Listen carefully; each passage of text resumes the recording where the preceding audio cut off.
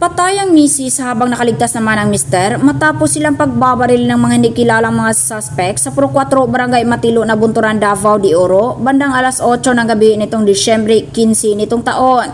Sa ulat ng Police Regional Office o PRO 11, kinilala ang biktima na si alias Rose na napatay sa pamamaril habang sugatan naman ang asawa nitong si alias Ben. Sa investigasyon, isang residente sa lugar ang nakarinig ng putok na baril gabi ng Linggo at nang tingnan ay nakandusay na ang mag-asawa sa kanilang tindahan.